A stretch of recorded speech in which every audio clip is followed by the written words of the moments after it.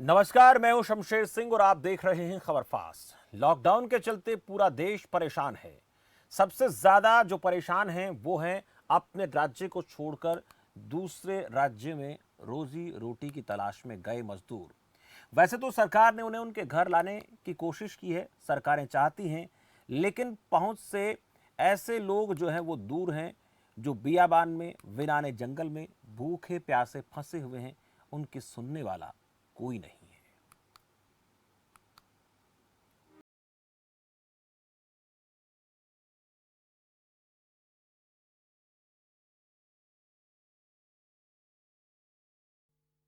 सूरज भैया मंत्री जी, हम लोग का बुलाए लीन जा। हम लोग बहुत परेशान हन। हरियाणा और अम्बाला के बीच में यहाँ परा हन और बहुत कष्टिम हन। एक हफ्ता होएगा हम लोग जोने जंगल में परा हन।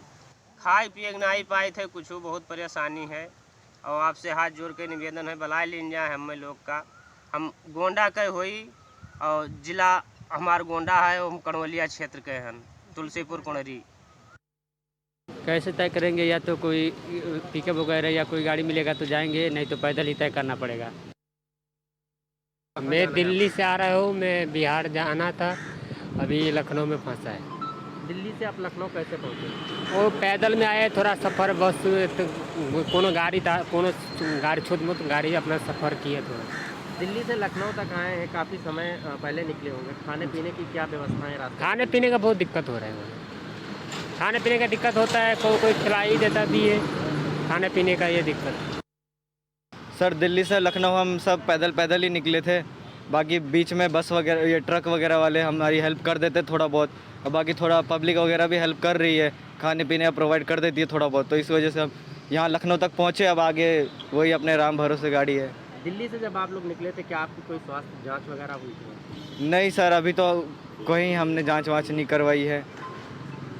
लेकिन जो विदेश में लोग हैं उनको भेजने के लिए जहाज़ मंगाए जा रहे हैं।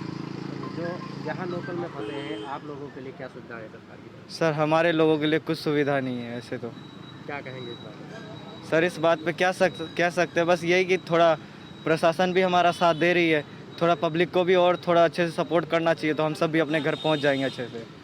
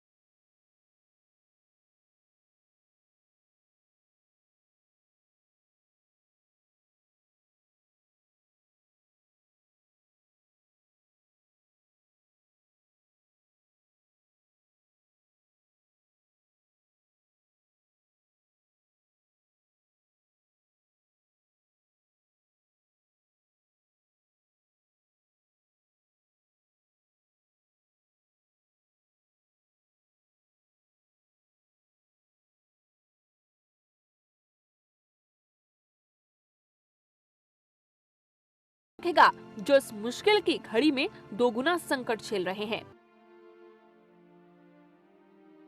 क्या इनका गुनाह इनकी गरीबी है, लाचारी है या फिर बेबसी है? अब सवाल ये है कि क्या कोई ध्यान देगा इन लोगों पर?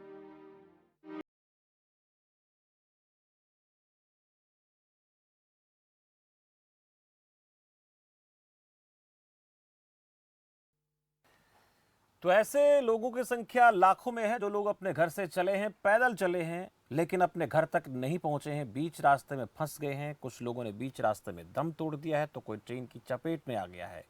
और इनका असल जो दर्द है वो ये है कि काश इन लोगों को भी घर पहुंचाने के लिए प्लेन ना सही, ट्रेन मिल जाती, बस मिल जाती या कुछ और साधन मुहैया हो जाता, ताकि अपने घर ये लोग पहुंच पाते। क्योंकि सबसे बड़ा दर्द अब इस वक्त जो कोई इस देश के सामने है, तो वो यही है कि बहुत सारे लोग ऐसी जगहों पर फंस गए हैं जहां पर न उनके लिए खाने को रोटी है और न पीने के लिए पानी। अमितेश हमारे ब्यूरो हेड यूपी से इस कार्यक्रम को आगे बढ़ाएंगे, उनके पास चलते हैं। अमितेश। या शमशेर, दरअसल विदेशों से भारतीय स्वदेश लौट रहे हैं, उनके लिए बाकायदा हवाई जहाज की व्यवस्थाएं की जा रही हैं। तमाम प्रदेशों के मंत्री, उप मुख्यमंत्री बाकायदा पोस्टर जारी करके उनका स्वागत कर रहे हैं और ये कह रहे हैं कि विदेशों से भारतीय जब अपनी धरती पे आ रहे हैं तो उनका स्वागत है, हम भी स्वागत करते हैं उनका, क्योंकि वो स्वदेश लौट रहे हैं। लेकिन काश जो ये मजदूर जो अपने देश में हैं, जिन्हें कुछ नहीं चाहिए, इन्हें हवाई जहाज और तमाम चीज की सुविधाएं नहीं चाहिए, इन्हें बस कुछ सैकड़ों किलोमीटर इनको अपने घर पहुंचना है, वो भी लग्जरी गाड़ी में नहीं। ये छोटा हाथी, ट्रक, बीसीएम, जिससे भी भिजवा दें साहब, बस ये घर पहुंच जाए अपने माँ बाप, अपने बच्चों में। लेकिन कौन सुनेगा इनकी? हर रोज हम शो करते हैं इस उम्मीद के साथ, रात बीतती है कि शायद कल कोई इस तरह की तस्वीर हमें देखने को नहीं मिलेगी जिससे हमारी आंखें नम हो। लेकिन बड़ा अफसोस होता है कि हर रोज एक न एक तस्वीर ऐसी आती है, एक न एक वीडियो ऐसे आते हैं, ऐसे तमाम लोगों के फोन कॉल आते हैं कि हम अंदर से पूरा हिल जाते हैं। ये तमाम दर्द भरी दास्तां हमें झकझोर देती है और मजबूरन हमें ऐसे मजदूर, गरीब के मुद्दों पे हमें चर्चा करनी पड़ती है और उनकी बात उठानी पड़ती है, क्योंकि हम एक जिम्मेदार संस्थान है। आज हम इसी मुद्दे पर बात करेंगे। हमारे साथ ढेर सारे मेहमान जुड़े हुए हैं। सबसे पहले आपको उन मेहमानों से हम रूबरू करा रहे हैं। रतन मणिलाल जी हैं, वरिष्ठ पत्रकार हैं, लखनऊ से हमारे साथ लाइव जुड़ रहे हैं। उसके अलावा शोभा उपाध्याय हैं, बीजेपी की नेता हैं, दिल्ली से हमारे साथ लाइव मौजूद हैं। मनोज सिंह हैं, समाजवादी पार्टी के नेता हैं, वो भी हमारे साथ लाइव इस चर्चा में हिस्सा ले रहे हैं। और उसके अलावा हम तमाम मजदूर, जो गरीब तबके के मजदूर हैं, जो बाहर कहीं ना कहीं फंसे हुए हैं, उनसे भी हम चर्चा करेंगे, उनके भी तकलीफों को हम जानने की कोशिश करेंगे। आप सभी का बहुत स्वागत है खबर फास्ट में। रतन मणिलाल सर, शुरुआत आपसे करेंगे। जो तस्वीरें आप देख रहे हैं टीवी स्क्रीन पे, जो दर्द भरी बातें आप सुन रहे हैं, आखिर ये सिलसिला कब तक चलेगा सर? बाहर से, विदेश से तो तमाम भारतीय हवाई जहाजों से आ रहे हैं, उन्हें लग्जरी होटल्स में रुकवाया जा रहा है, लेकिन ये मजदूर पैदल, जिनके पैरों में छाले पड़ चुके हैं, जिनके पास 2 वक्त की रोटी का व्यवस्था नहीं है, भूखे हैं कई दिनों से, उसके बावजूद ये सड़कों पे नहीं चल पा रहे हैं, आखिर ये घर कब तक पहुंचेंगे? ये सिलसिला कब तक चलेगा सर? देखिए, मुझे याद पड़ता है कि जब लॉकडाउन 24 मार्च को शुरू हुआ, उसके 2-3 दिन बाद से ही ऐसी खबरें आने लगी थी कि पश्चिमी राज्यों में से, जैसे राजस्थान, पंजाब आदि से कई हजार लोग दिल्ली आए थे और दिल्ली में शायद उनके रुकने की व्यवस्था ठीक से नहीं हुई या कहीं कुछ कम्युनिकेशन गैप हुआ, जिसकी वजह से वो लोग भाग के दिल्ली यूपी बॉर्डर पे आ गए और यूपी बॉर्डर में से रातों रात उनके लिए कुछ बसों की व्यवस्था करके उन्हें लाया गया। उसके बाद से ये सिलसिला कुछ दिनों तक तो लगता था कि कम हुआ है, लेकिन पिछले करीब 10 दिनों से ये सिलसिला फिर तेजी पकड़ गया है, खासतौर से जब लॉकडाउन का तीसरा चरण शुरू हुआ है, मैं समझता हूँ 24 अप्रैल को। एक चीज तो बिल्कुल साफ है कि ये सारे मजदूर जो यूपी, बिहार, छत्तीसगढ़, झारखंड और इस तरह के राज्यों से, मध्य प्रदेश से पश्चिम के राज्यों में गए थे, जैसे पंजाब, राजस्थान, महाराष्ट्र, कर्नाटक, गुजरात आदि, तो वहाँ पर ये जो काम कर रहे थे या जहाँ जो काम कर रहे थे वो काम बंद हो जाने के बाद इनको लगा कि अब चूंकि लॉकडाउन लंबा चल रहा है तो उन्हें यहाँ वापस आ जाना चाहिए। पहला जो मुझे लगता है गैप हुआ है वो ये कि इनको वापस लाने के लिए जो एक पॉलिसी होनी चाहिए थी, जो विचार होना था, वो थोड़ा देर से उस पर विचार शुरू किया गया। और अगर मार्च के अंत में ही या लॉकडाउन के दूसरे चरण के दौरान ही ऐसी कोई नीति बन गई होती कि इनको भी वापस लाना है, तो शायद आज जो आपाधापी की स्थिति दिख रही है वो ना दिखती। आप याद कीजिए तो इसके पहले जब बसेस से लोग आ रहे थे उत्तर प्रदेश की ओर और बिहार की ओर, तो लग रहा था कि हाँ एक सिस्टम बन गया, लेकिन उसके बाद अचानक जब बड़ी संख्या में, लाखों की संख्या में लोग वापस आने लगे, तब सरकार ने जल्दबाजी में ट्रेनों की व्यवस्था की और उन ट्रेनों में रजिस्ट्रेशन करके बैठाना शुरू किया, लेकिन तब तक मुझे लगता है कि कई लोग इंतजार नहीं कर पाए और पैदल ही चल दिए, चाहे वो सड़क पे चल दिए हों, रेलवे ट्रैक के किनारे चल दिए हों, जंगल के रास्ते चल दिए हों, और कोई भी हाईवे पर ऐसा नहीं था कि जहां से ये लोग बड़ी संख्या में यूपी या बिहार की ओर आते हुए ना दिखें। तो जो पहली कमी हुई है वो ये कि इनके वापस लाने के ऊपर एक राष्ट्रीय स्तर पे जो एक विचार होना चाहिए था और एक इंतजाम होना चाहिए, तो वो शायद थोड़ा सा देर में हुआ, क्योंकि बाद में ट्रेनें तो चली हैं, हजारों की संख्या में रोज मजदूर वापस भी आ रहे हैं, लेकिन उसके बावजूद कुछ लोग जो इंतजार नहीं कर पाए या उनको ट्रेनों पे चढ़ने का मौका नहीं मिला, वो पैदल चल दिए, जो कि वास्तव में दुखद है। किसी का भी 500-1000 किलोमीटर पैदल चल के अपने घर आना ये बहुत ही कष्ट की और दुख की बात है, और एक सभ्य समाज के लिए ये एक बड़ा सवाल उठाता है कि ये लोग जब तक अपने उन राज्यों में काम कर रहे थे तब तक तो वो यूजफुल थे, और आज जब वहाँ पे इंडस्ट्री बंद हो गई तो उनको छोड़ दिया गया और वो अपने भरोसे या किसी अन्य के भरोसे वापस आ रहे हैं। यही दुखद है सर, यही दुखद है, बिल्कुल यही दुखद है। शोभा उपाध्याय जी, आपकी सरकार है, केंद्र में सरकार है, उत्तर प्रदेश में सरकार है, ये जो तस्वीर आ रही है आप लोगों को भी झकझोर रही होगी, जब गरीब मजदूर पैरों में छाले हैं, खाने की इनके पास व्यवस्था नहीं है, हजारों किलोमीटर सैकड़ों किलोमीटर का लंबा सफर है। आप विदेशों से भारतीयों को लाइए, हम स्वागत करते हैं, अच्छी बात है, हवाई जहाज से लाइए, किसी चीज से लाइए, स्वागत है, लेकिन इन मजदूरों को भी तो थोड़ा इनको घर पहुंचा दीजिए, थोड़ा रहम कर दीजिए। शोभा जी, आपको मैं बताना चाहती हूँ कि भारतीय जनता पार्टी, हमारे प्रधानमंत्री ने पूरा भरसक प्रयास किया कि मजदूरों को सुविधाएं दी जाएं, उनका पेट भरा रहे, वो भूखे न सोएं, उनके खाने का इंतजाम किया, उनके रहने का इंतजाम किया, उनको हर तरह की सुविधा जुटाने का प्रयास 2 महीने से सरकार कर रही है, केंद्र सरकार, और बार बार प्रधानमंत्री जी निर्देश दे रहे हैं कि यही रहें, अपने घर पर ही रहें, कहीं न जाएं, इधर से उधर घूमने से और ज्यादा ये संक्रमण बढ़ेगा। लेकिन कुछ मजदूर अभी जो 1.5-2 महीना हो गया उन लोगों को अकेले जो रह रहे हैं, उनको इच्छा हो रही घर जाने की, लोगों से मिलने की। हालांकि ये केंद्र सरकार ने अपना दिशा निर्देश पूरा किया है, बताया है कि कैसे रहना है, किस तरह से संक्रमण से बचना है, और पूरी भारतीय जनता पार्टी में ही पूरा प्रशासन लगा हुआ है उनको खाना बांटने में।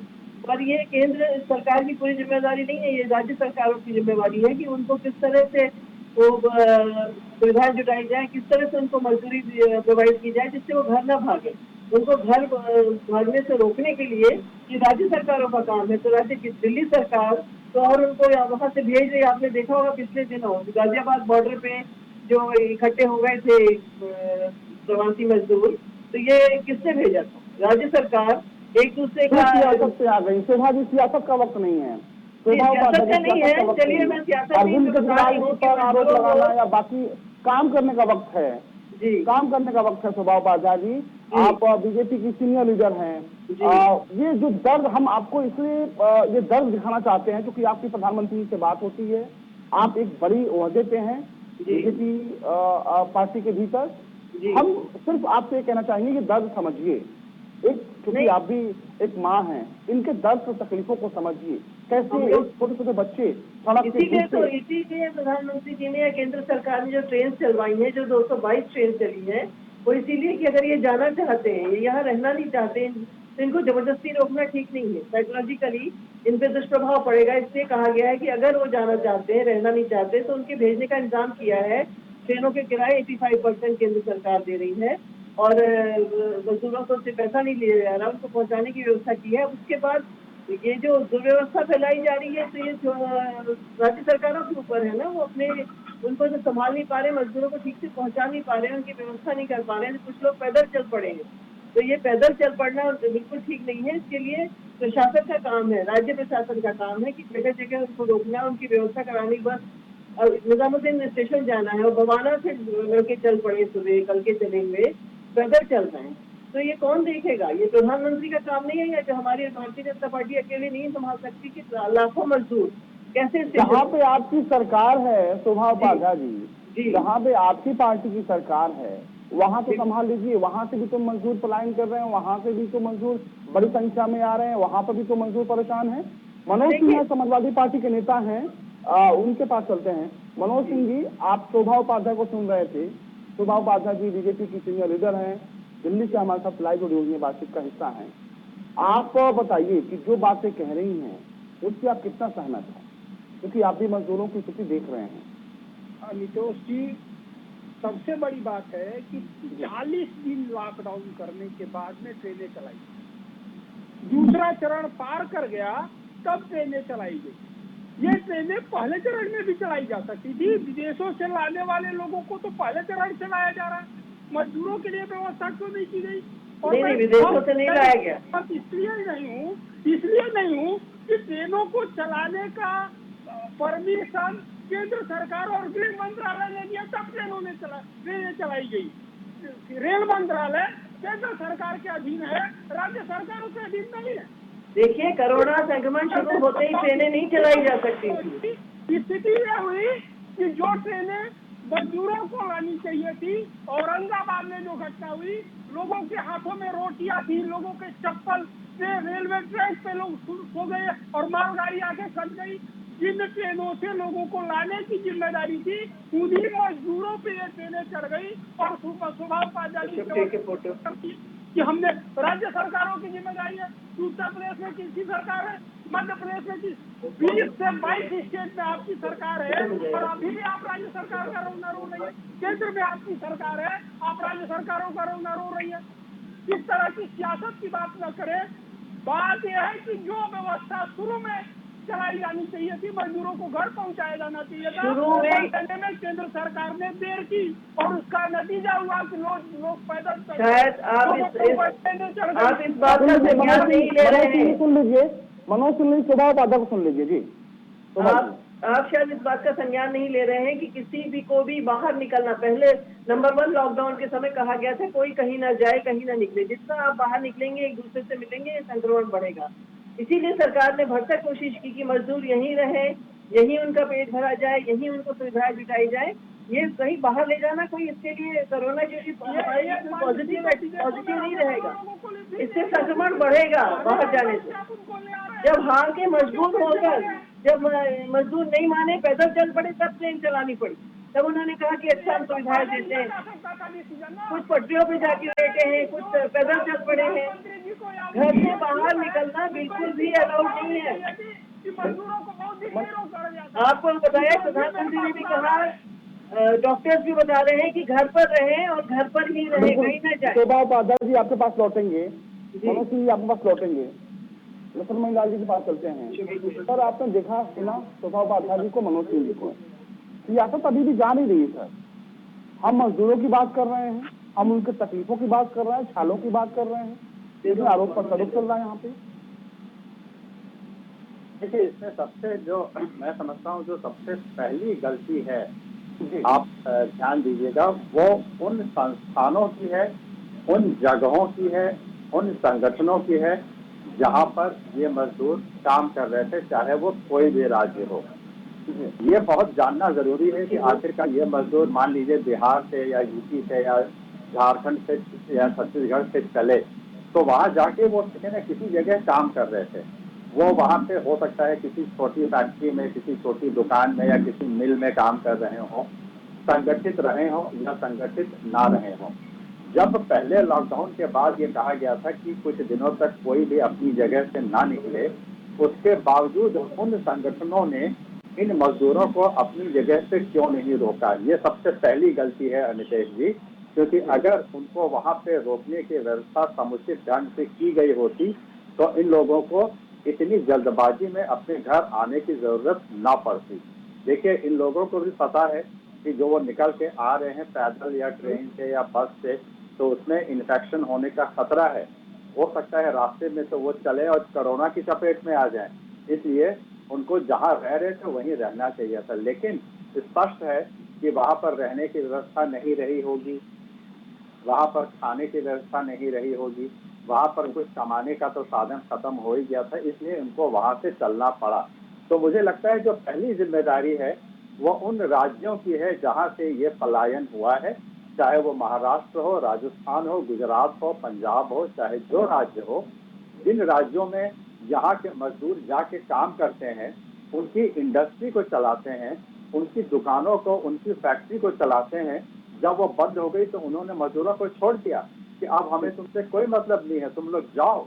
ये गलत है और उन सभी संगठनों को, उन सभी उद्योगों को बिल्कुल आइडेंटिफाई करके उनके ऊपर एक्शन लिया जाना चाहिए कि जब तक उन्हें काम था तब तक तो मजदूरों को उन्होंने रखा, और जैसे ही काम बंद हुआ उन्होंने मजदूरों को उनके हाल पे छोड़ दिया। ये पहली गलती है और मैं समझता हूँ इसमें राज्य सरकारों को उन सभी संगठनों को और उद्योगों को आइडेंटिफाई करके और उनसे इस बात का जवाब लेना चाहिए कि वो मजदूरों को क्यों नहीं रोक पाए, उनको पलायन पे क्यों मजबूर होना पड़ा। उनका पलायन कोई अच्छी बात नहीं है। आखिरकार वो यहाँ से जाते हैं नौकरी करने, कुछ कमाने, रोजी कमाने, अपने लिए बेहतर जिंदगी ढूंढने। तो जब तक उनके लिए काम था तब तक ठीक है, जब काम नहीं है तो आप उनको ऐसे ही छोड़ देंगे कि वो जंगलों से और रेलवे ट्रैक पे चल के अपने घर वापस आए। ये कहीं से भी जस्टिफाइड नहीं है। ये पहली गलती है और बाद में जो हुआ वो सब हमारी आंखों के सामने है, जो आपके विजुअल्स दिखा रहे हैं कि ये लोग अपना सामान लेके पैदल चले आ रहे हैं। ये बिल्कुल ठीक नहीं है, ये कहीं से भी सभ्य समाज का संकेत नहीं है, ये नहीं होना चाहिए था। बिल्कुल बिल्कुल बिल्कुल ठीक बात कही सर आपने। शोभा उपाध्याय जी आपके पास आएंगे, लेकिन मनोज सिंह जी के पास चलते हैं। मनोज सिंह जी, आपने रतनमणि लाल जी को सुना, वरिष्ठ पत्रकार हैं, आपने जो बातें उन्होंने कही उस बात से हम सभी सहमत हैं, क्योंकि आपके पास भी गुजरात के तमाम मामले आए हैं सामने। गुजरात में किसकी सरकार है, आप बताइए कि क्या कंडीशन है, क्या हालात हैं और ग्राउंड जीरो पर किस तरह की दिक्कतें मजदूरों को उठानी पड़ रही है, क्योंकि आप लोग भी काम कर रहे हैं, इसलिए आपसे सवाल है। अमितोष जी, आज भी मेरे पास विजुअल्स है, आज भी मेरे पास फोटोग्राफ्स है। सैकड़ों लोग की संख्या में लोग आ जा रहे हैं, बाहर निकल जा रहे हैं। जो ठेकेदार लेके गया है वो ठेकेदार भाग गया, मजदूरों को भूखो रहना पड़ रहा है। ऐसी स्थिति में मजदूर क्या करे, कितना दिन भूखा रह सकता है। शोभा उपाध्याय जी कह रहे हैं कि राज्य सरकार की जिम्मेदारी है। मैं पूछना चाहता हूँ कि गुजरात में किसकी सरकार है? अहमदाबाद हाल इस बात हो गया है। मैं कहती हूँ कि शोभा जी सुन लेते हैं, फिर आपके पास आते हैं। मनोज सिंह को सुन लेते हैं, फिर आपके पास आते हैं। जी, अहमदाबाद देख लीजिए, बड़ोदरा देख लीजिए, भरूच देख लीजिए, अंकलेश्वर देख लीजिए, सूरत देख लीजिए, वापी देख लीजिए। लाखों की संख्या में मजदूर हैं जो भूखों मर रहे हैं और पैदल ट्रकों पे चल के आ रहे हैं। मध्य प्रदेश में उनकी चेक हो रही है, फर्जी पास दे दिए जा रहे हैं, ट्रेनों में पैसा जबरदस्ती। कल ही की एक घटना है, सूरत में एक भाजपा के नेता ने मजदूरों से पैसा लिया और टिकट जब नहीं मिला तो मारा, तो न्यूज़पेपर में मारा तो उसका सर फट गया। मजदूर का सैकड़ों लोगों के पैसे जहाँ 750 रुपया लेना चाहिए वहाँ 950 रुपए लिए जा रहे हैं। ये तो हमारे समाज की मनोज सिंह शोभा उपाध्याय को सुन लेते हैं। मनोज सिंह जी शोभा उपाध्याय को सुन लेते हैं। शोभा जी। जी, मैं ये कह रही हूँ ये तो हमारे समाज की कुरीतियां है, दुर्व्यवस्था है। ये तो हम सबका की जिम्मेवारी है, ये कई संगठनों की जिम्मेवारी है, ये अकेले सरकार की नहीं है।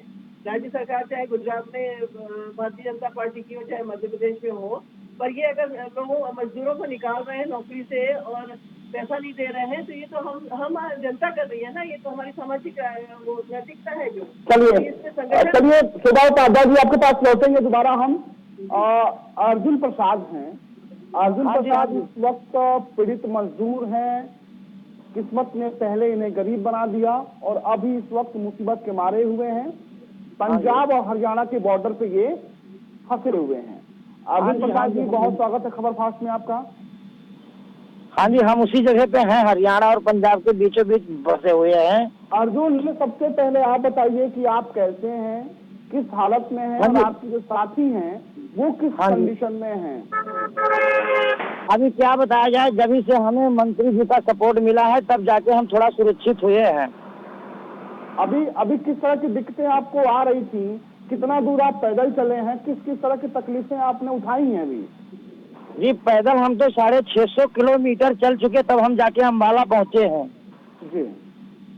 और पैदल अब आने के बाद में हमको यहाँ लाठी चार्ज किया जाता है और मारा जाता है, किधर से पकड़ के भी लाते हैं, उसी जंगल में फेंक देते हैं। ना कोई पानी का सुविधा है, ना कोई खाने का सुविधा है। इतनी परेशानियां हैं कि हम लोग क्या बताएं। जब हम मजबूर हो गए तो हम पंजाब से निकले हैं। अच्छा, वहाँ पे जो फैक्ट्री मालिक हैं, फैक्ट्री मालिक जो हैं, उन्होंने कोई आपका सहयोग नहीं किया? कोई खाने पीने की व्यवस्था या तमाम चीजें व्यवस्था नहीं किया? वहाँ पे कितना व्यवहार आपके साथ हुआ? वहाँ पे जी देखो, अभी तो हम अपने गांव के इकट्ठा 40 आदमी हैं। उसके बाद में भी कम से कम वहाँ 150 आदमी और आ चुके, और बाबू लोग एक बारी पैसा दिए, 2 बारी, उसके बाद में कहते हैं अब कोई पैसा नहीं मिल पाएगा, हमारे पास पैसा नहीं है, काम बंद हो गया, तो पैसा आप कहाँ से हम लेकर आए? ना हमको वहाँ राशन मिल रहा था, तभी तो हम पैदल निकले। जो सरकारों ने ट्रेन की व्यवस्था कराई, बस की व्यवस्था कराई, वो आपको नहीं मिली क्या? नहीं जी, हमको कोई व्यवस्था नहीं हुई, तभी तो हम पैदल निकले। अच्छा, सरकारें कह रही है कि आपको एक हेल्पलाइन नंबर दिया गया है, क्योंकि आप उत्तर प्रदेश के रहने वाले हैं। हाँ जी, हमने उस नंबर पे बहुत, या कोई फोन किया आपने, कोई अधिकारियों से आपने क्यों नहीं बात करी? उस नंबर पे हमने बहुत ट्राई किया। वो नंबर हमेशा बिजी बताता है, तो किस पे हम लगाएं, कब लगाएं? चलिए अब्दुल प्रसाद, अपना ख्याल रखिएगा। उम्मीद है कि बहुत जल्दी अपने परिवार में आप वापस लौटेंगे। मेरी बात सुनी जाए सर। जी बताइए। यहाँ पे सर जंगल, इतना बड़ा जंगल है ये कि यहाँ पे कभी भी कोई जानवर या सांप बिच्छू या कोई जानवर आ सकता है। हम तो ये हैं 40 आदमी, 150 आदमी और भी वहाँ हो चुके हैं अब। देखिए प्रधानमंत्री जी ने, लेकिन जब से देखो, जब हम फोन पंडित सिंह के पास किया तो हमें मंत्री साहब ने पूरा हमको सपोर्ट किए, पूरा मदद किए। सूरज सिंह भी और एक संतोष पांडे जी हमको मदद किए, तब जाके हमको वहाँ थोड़ा अब हमारे आत्मा को तसल्ली मिली है कि हमें खाना मिलेगा, पानी मिलेगा, जाने का व्यवस्था होगा तब। और उसके पहले मुझे कोई चारा नजर नहीं आ रहा था। हम इतने मजबूर हम हो चुके थे कि उसका कोई जवाब नहीं। ताल का पानी हम पिए हैं, पोखरा का पानी पिए हैं, भूखे प्यासे मर गए हैं। उसके बाद में पुलिस भी लाठी चार्ज कर रही, हरियाणा के भी, अम्बाला की भी इतनी लाठी मारती है कि पूछो हम लोग क्या करें, कैसे करें? हमने क्या बिगाड़ा है किसी का जो हम मजदूर आदमी हो के लाठी खाना पड़ रहा है? हम अगर मान लो पैदल नहीं, अगर हमने पैदल निकल सके तो हम कौन गलती इतना बड़ा कर दिए कि जो हमको लाठी खानी पड़ रही है? हमने कौन सा गुनाह किया हम मजदूर आदमी होके? शोभा जी सुन लीजिए जी। अर्जुन जी देखिए, हाँ जी, 19 मार्च से प्रधानमंत्री शोभा जी सुन लीजिए। शोभा जी 1 मिनट का टाइम दे दीजिए अर्जुन को। अर्जुन, हाँ बताइए अर्जुन, अपनी बात पूरी करिए। हाँ सर, हमने कौन सा ऐसा गुनाह किया हम मजदूर भाइयों लोग कि हमारे साथ इतना बड़ा क्या नाम है अन्याय हो रहा है? हमको लाठी मारी जा रही है, वहाँ खाने का पैसा नहीं, किसी का तबीयत खराब हो जाए तो जेब में पैसा नहीं, राशन लाने का पैसा नहीं, घर पे भी मुसीबत हो गई, बाल बच्चे भी भूखे मर रहे हैं, परेशान हो रहे हैं, हमारा आदमी बचा हुआ, हमारा भाई बचा हुआ है। ऐसे मुसीबत आई तो हम मजदूर आदमी ने क्या बिगाड़ा हुआ है किसी को जो हमको लाठी मारा जा रहा है? सर बताइए आप, हमने कौन सा ऐसा गुनाह किया है जो हम? बहुत शुक्रिया अर्जुन, आप अपना ख्याल रखिएगा। अर्जुन, बहुत शुक्रिया अर्जुन, आप जुड़े, हमसे बातचीत किए, बहुत शुक्रिया। आप अपना ख्याल रखिएगा। शोभा उपाध्याय जी, बहुत संक्षेप में आपने सुना अर्जुन को, बहुत संक्षेप में। राजनीति से दूर चाहती हूँ, चाहे वो मजदूर है, बालक है, बड़े हैं, हर उम्र के व्यक्तियों को 4 बार प्रधानमंत्री जी ने आकर हाथ जोड़कर निवेदन किया है कि आप सब अपनी जगह रहें, घर पर ही रहें, कहीं न जाएं। और आप हेल्पलाइन नंबर दिए गए हैं, जगह जगह खाने के केंद्र खोले गए हैं, जगह जगह स्कूलों में खाना बन रहा है, किचन चल रहे हैं। ये आपकी भी थोड़ी जिम्मेवारी बनती है कि आप वहां तक पहुंचे, पता करें कि कहाँ खाने की व्यवस्था है, कहाँ रहने की व्यवस्था है। जगह जगह बहुत है शोभा उपाध्याय, ग्राउंड जीरो पे समझना होगा। दिक्कतें बहुत हैं। मनोज सिंह जी, बहुत संक्षेप में, वक्त की कमी हमारे पास है। प्रधानमंत्री जी ये तो बता रहे थे कि घर में रहे, लेकिन खाएं क्या, इसकी कोई खाने की पूरी व्यवस्था की है प्रधानमंत्री जी ने। जितने कोई व्यवस्था नहीं की, जितने फंड दिए हैं राज्य सरकारों को, खाने की व्यवस्था अगर होती, रहने की व्यवस्था होती तो मजदूरी तक क्वारंटाइन रहना चाहते थे। सरकार ने केवल बड़े लोगों को विदेशों से लाने का काम किया, क्योंकि वो तो अब किया है। चलिए ठीक है मनोज सिंह जी, बिल्कुल सरकार ने जो काम किया, अगर ग्राउंड जीरो पे काम हुई होती तो ये मजदूर भटकते नहीं। रतन मंडाल जी, क्योंकि हमारे पास वक्त कमी है, सर सबको आपने सुना, सर सारी तस्वीरें देखी, मजदूर को भी सुना, क्या कहेंगे सर, ये मजबूरी क्यों है? ये मजदूरों के सामने दर्द क्यों है? कब खत्म होगा इनकी तकलीफें? हाँ, बिल्कुल बिल्कुल, ये बिल्कुल सही है। और मैं फिर कहूँगा कि ये मजदूर अगर अपने घर को, अपने गृह राज्य को छोड़ के कहीं और जाते हैं कमाने के लिए या बेहतर जिंदगी के लिए, तो ये उन जगहों का भी दायित्व है कि इन मजदूरों से वो काम ले रहे हैं तो इनके बारे में वो ख्याल रखें और इनको इस तरह से अपने भरोसे न छोड़ दें कि हमारा काम निकल गया तो तुम जाओ। सरकार को इस तरह की मशीनरी जरूर तैयार करनी चाहिए कि ये जो प्रवासी मजदूर हैं जो एक राज्य से दूसरे राज्य तक जाते हैं, इनका ठीक तरीके से रख रखाव हो, इनके जो राइट्स हैं, इनके जो अधिकार हैं उनका पालन हो जहां वो काम कर रहे हैं वहां भी, और इनको जो लोग नौकरी पे रखते हैं या रोजगार देते हैं उनको भी जिम्मेदार ठहराया जाए कि वो इन लोगों की देखभाल ठीक से करें, इनको जो तनख्वाहें मिलती है या जो रोजी मिलती है वो ठीक से मिले और इनके रहने वगैरह की व्यवस्था हो। हमारे देश बहुत शुक्रिया सर, बहुत है, बहुत शुक्रिया रतन लाल जी, लागू किया आप जुड़े हमसे बातचीत की, बहुत महत्वपूर्ण बातें आपने की। शोभा उपाध्याय जी आपका बहुत शुक्रिया, मनोज सिंह आपका बहुत शुक्रिया, और अर्जुन जो पीड़ित मजदूर हैं वो भी हमसे बातचीत की। अर्जुन आपका बहुत शुक्रिया। तो ये दर्द, ये तकलीफ ये उन गरीब मजदूरों की है जो दूसरे राज्यों से अपने घर जा रहे हैं, और ये सरकार से बस यही कह रहे हैं, यही कोशिश कर रहे हैं बताने की कि सरकार अब रहम करो, और रहम करना होगा सरकारों को, क्योंकि ये बहुत दबे कुचले, बहुत गरीब हैं और इन्हें जो भी मदद हो उस सरकारों को पहुंचाना होगा। हम उम्मीद करते हैं कि अगली तस्वीर हमको कुछ इस तरह की देखने को नहीं मिलेगी। मेरे साथ बस इतना ही, आप देखते रहिए खबर फास्ट।